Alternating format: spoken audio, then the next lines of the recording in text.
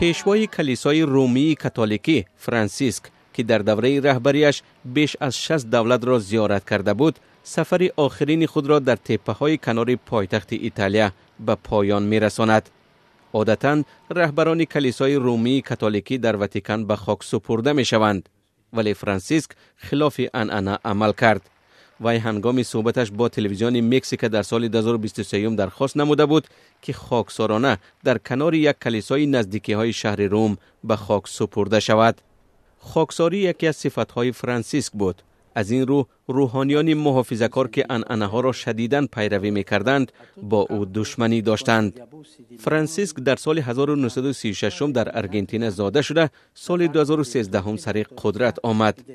وی در تاریخ 1300 ساله کلیسای رومی کاتولیکی اولین پیشوای بود که بیرون از قلمرو اروپا تولد شده است.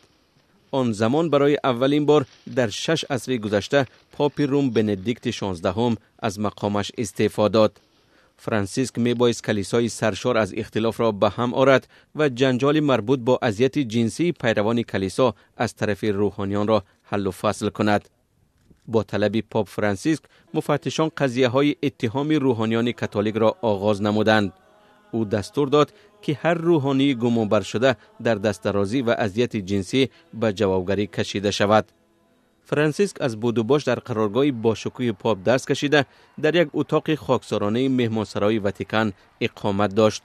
همچنان فرانسیسک به وظیفه‌های مسئول دینی پیشبری زنان را اجازت داده روحانیان محافظه‌کار را به غضب آورد.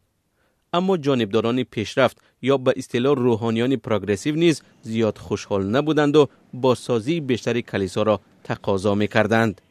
بالاخره فرانسیسک همچون مبارز صلح در یاد خواهد ماند، زیرا بارها به ختم نیزه‌ها در اوکراین، خاورمیانه و دیگر نقطه‌های ناآرام جهان دعوت کرده است.